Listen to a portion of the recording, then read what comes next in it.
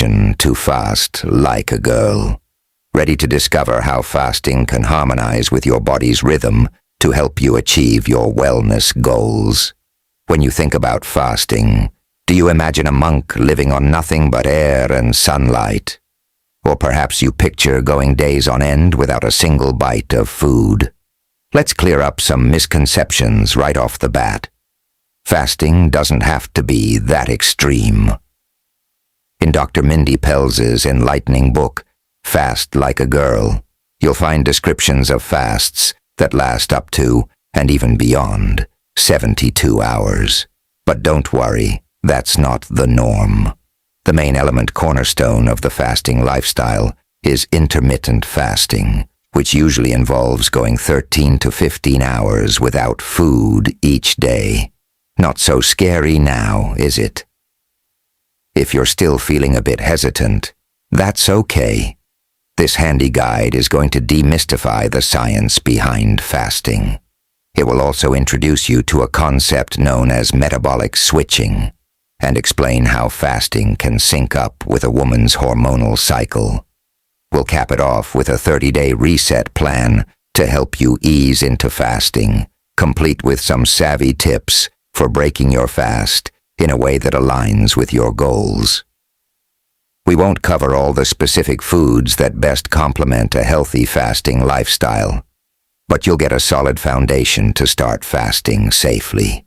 Plus, you'll be armed with the knowledge to tailor a fasting lifestyle that's a perfect fit for your unique body. Before we jump in, let's clarify something. In this context, the term woman refers to anyone who has a hormonal cycle of estrogen, testosterone, and progesterone. This includes individuals who have experienced menopause or those who may not have their period due to stress or birth control.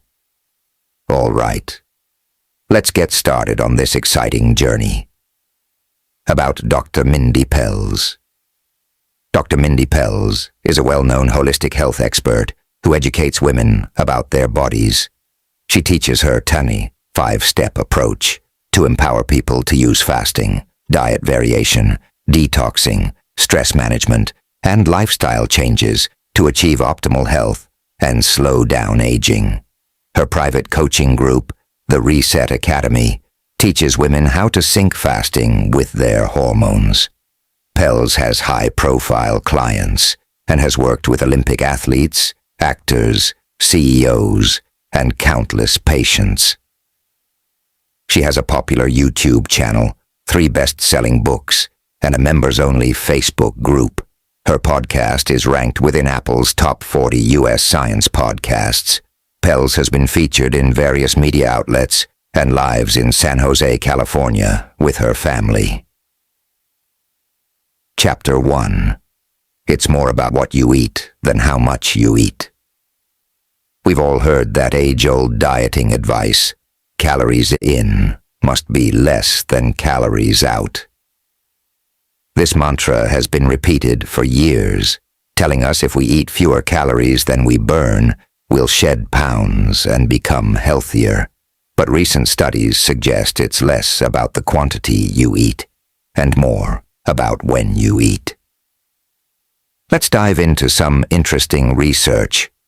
A 2018 study published in the Journal of Nutrition and Healthy Aging found that obese individuals saw significant metabolic improvements just by shrinking their daily eating window.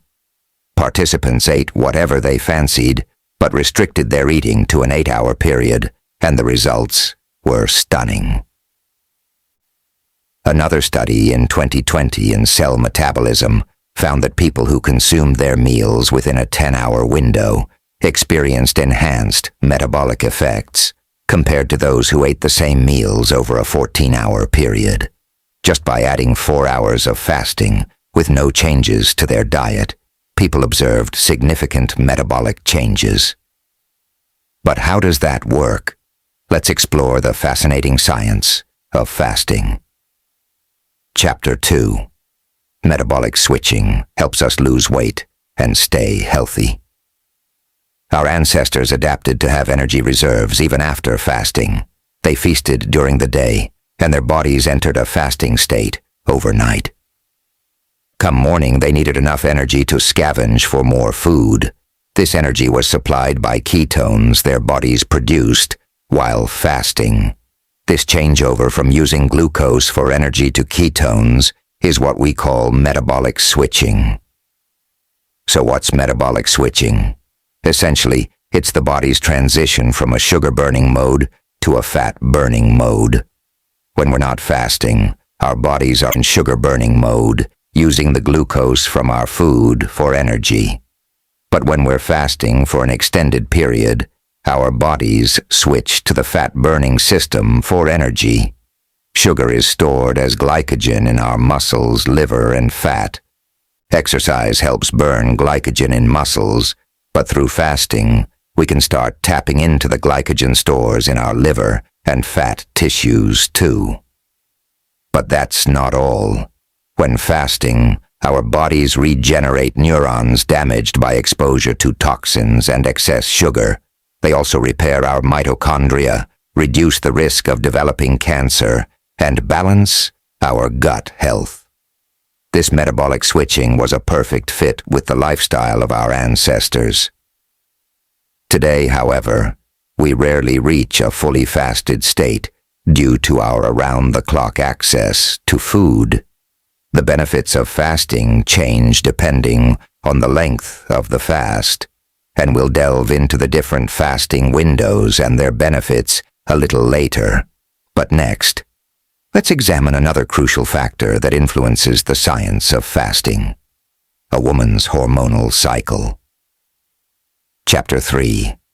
The female hormonal cycle affects mood. Before we delve into how fasting and the female hormonal cycle intertwine, let's first take a moment to understand the basics of this hormonal cycle. Each cycle begins on the first day of menstruation and ends on the first day of the next period. The average cycle lasts 28 days, though it's entirely normal for it to be a little shorter or a bit longer. On day 1 of the cycle, when menstruation begins, the levels of 3 hormones, estrogen, testosterone, and progesterone, are at their lowest. As the uterus sheds its lining, the body incrementally replenishes its estrogen reserves, preparing for the upcoming ovulation. This process prompts the uterine lining to regenerate and thicken. Ovulation typically takes place between the 11th and 15th days of the cycle. Around day 13, estrogen levels peak, coinciding with the height of ovulation. This rise in estrogen often fosters a sense of optimism, as it aids in the production of mood-boosting neurotransmitters like dopamine and serotonin. Coupled with an increase in testosterone, this period is when a woman often feels her happiest and most empowered. Following ovulation, from days 16 to 18, hormone levels take a dip as the body prepares for progesterone production. This often results in a decrease in energy levels. Around day 19, progesterone production begins, a crucial step in readying the uterus for a potential fertilized egg. If no fertilization occurs, progesterone production ceases. As both progesterone and estrogen levels wane, the uterus gets set to shed its lining, marking the start of the next menstrual cycle. Chapter 4. A woman's hormonal cycle can work in sync with fasting. Now, let's see how this cycle dovetails with fasting. Pells breaks down the cycle into 3 distinct phases based on the dominant hormones: power, manifestation, and nurture. The cycle begins with the first power phase from day 1 to day 10, followed by the manifestation phase from day 11 to day 15. The second power phase runs from day 16 to day 19, and from day 20 onwards until the onset of the next menstruation is the nurture phase. The optimal time to fast is during the power phases when your body is generating estrogen. Fasting can lower insulin levels, which is beneficial for estrogen production. Fasts of any length during these power phases can be advantageous. Pelz encourages experimenting with different fasting durations, from intermittent fasting to 72-hour fasts.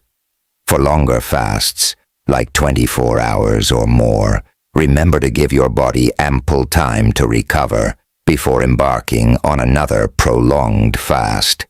It's not advisable to squeeze in more than one 72-hour fast per cycle. On the other hand, fasting can negatively impact progesterone production. Increased stress during fasting can elevate cortisol levels, which can hinder progesterone production during the nurture phase. Additionally, progesterone thrives with higher glucose levels, which fasting reduces. Hence, it's best to avoid fasting during the nurture phase when your body is busy creating progesterone. Lastly, the manifestation phase coincides with a surge in testosterone production. Given the limited research on female testosterone levels and fasting, Pelz recommends, based on male studies and her clinical observations, that fasts during this phase should not exceed 15 hours a day. In summary, during the first power phase, days 1 by 10, you can try fasting for durations ranging from 13 to 72 hours. The manifestation phase, days 11-15, calls for shorter fasts, ideally between 13 and 15 hours a day. The second power phase, days 16-19, welcomes fasts of any length. Lastly, from day 19 until the start of your next period, the nurture phase, it's generally a good idea to steer clear of fasting. There you have it. With this guide, you can tailor your fasting habits to sync with your cycle, maximizing the potential benefits of both. Just remember, everyone's body is unique, so always listen to yours and make adjustments as needed. Chapter 5. Learn the different forms of fasting and Dr. Mindy Pelz's 30-day reset program. Guess what? All fasts aren't created equal.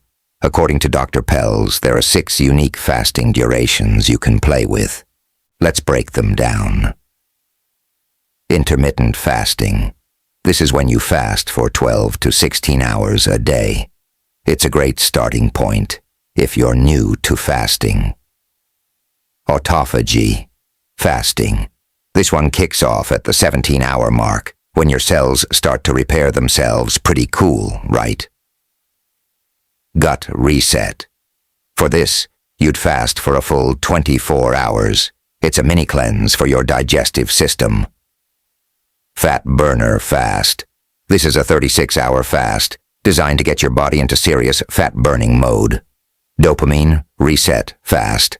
Lasting 48 hours, this fast helps reset your dopamine levels. Immune system reset. Last but not least, a fast that's 72 hours or more gives your immune system a bit of a reboot. Whoa, wait a minute. 72 hours? That's 3 whole days without food. Now, if that sounds a tad intimidating, take a deep breath. It's okay to feel a bit overwhelmed. Just like you wouldn't run a marathon without training, it's unwise to dive headfirst into a 72-hour fast without some preparation. Starting slow and gradually building your fasting endurance over time is the key. If you're looking for a gentle introduction into the world of fasting, Dr. Pelz suggests a 30-day reset. It's a carefully designed program that combines different fasting lengths aligned with your hormonal cycle. For first-timers, a 2-week pre-reset is recommended before diving into the 30-day reset. During these 2 weeks, say goodbye to hydrogenated oils, synthetic ingredients, and high-sugar or refined flour foods. Instead, welcome good fats and wholesome proteins into your diet. And here's the fun part: start shrinking your eating window. You can do this by delaying breakfast by an hour or having dinner an hour earlier. Then each day, tighten this window by another hour until you're comfortably fasting for 13 hours a day.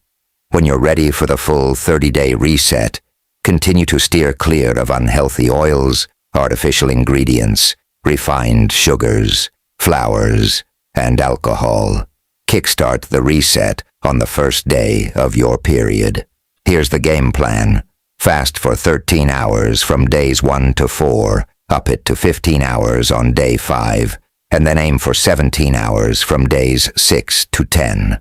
Dial it back to 13 hours from days 11 to 15, then increase to 15 hours from days 16 to 19. Lastly, take a break from fasting from day 20 through day 30. Once your next period arrives, or when your 30 days are up, you'll be ready to try longer fasts and design a fasting lifestyle that suits your unique body. So, are you ready to take the plunge? Remember, the journey of 1,000 miles begins with the single step. Chapter 6. Learn the different types of eating and how to break a fast. So far, we've delved into the transformative powers of fasting, how it can harmonize with your hormonal cycle, and even discussed a 30-day reset plan. Now let's zoom in on an essential part of fasting, the food you choose to eat during non-fasting hours. There are two distinctive styles of eating you can consider while fasting: a ketobiotic diet and hormone feasting. The ketobiotic diet draws its roots from the well-known ketogenic diet, but with a twist to work in harmony with a woman's cycle and a fasting lifestyle. Pell suggests a daily intake consisting of 75 grams of clean protein and a maximum of 50 grams of carbohydrates. What's more, over 60% of your food intake should be healthy fats. This balance is designed to keep glucose levels low, which can aid during the power phases of your cycle. On the flip side, hormone feasting is predominantly designed to support progesterone production. This is crucial during the manifestation and nurture phases when your hormone levels are at their peak. The nutritional split for this style of eating is no more than 150 grams of carbs, a maximum of 50 grams of protein, and as many healthy fats as you like. Now let's address an aspect of fasting that often goes unnoticed: breaking the fast. At first glance, it seems simple enough. Stop eating, then start eating again, right? However, if you want to reap the full benefits of your body's efforts during fasting, it's vital to choose your first post-fast meal wisely. Your fasting goals should guide this choice. If your aim is to improve your gut microbiome, opt for foods that are probiotic-rich, prebiotic, or polyphenol. Probiotic-rich foods introduce beneficial bacteria to your gut. Prebiotic foods nourish those bacteria. Polyphenol foods help restore your gut's mucosal lining, a crucial step in overcoming leaky gut symptoms. Foods like fermented yogurt, including non-dairy options like coconut yogurt, kombucha, and a variety of seeds and seed oils can all be excellent choices. If you're fasting with a goal to build muscle, aim to break your fast with protein-rich foods. Eggs, sausage, beef jerky, and chicken are great options for meat eaters. For vegans, consider broccoli, mushrooms, chickpeas, avocado, and plant-based protein shakes. When your goal is to burn fat, the best food to break your fast with might surprise you. It's fat. Yes, you read that right. Good fats can help stabilize blood sugar and typically don't disrupt the fasting state, allowing your body to continue burning body fat. In fact, consuming fat after fasting doesn't technically break your fast. It allows you to extend your fasting period. Some good sources of fat include avocados, bone broth, any type of nut or nut butter, and olives. In essence, fasting isn't a cookie-cutter solution. It's a flexible strategy that can be adapted to suit any lifestyle. The key to successful fasting lies in comprehending how it impacts your body and interacts with your hormone levels, providing you with a launching pad to customize a schedule and diet that aligns with your needs. When embarking on your fasting journey, it's essential to consult with your primary care physician and to stay in tune with your body. Keep in mind that we're all wonderfully unique, so what works wonders for your best friend may not necessarily work the same magic for you. And guess what? That's perfectly fine. Be open to a little bit of trial and error, and be kind to yourself in the process. If you've got an exciting vacation on the horizon, it might not be the best time to kick off your 30-day reset. Or if you indulge in a delicious holiday feast with loved ones, don't be too hard on yourself. Just bounce back into your fasting routine the next day. Remember, patience is key. You may need a little time to start seeing the results, but rest assured our bodies are biologically equipped for this. Happy fasting.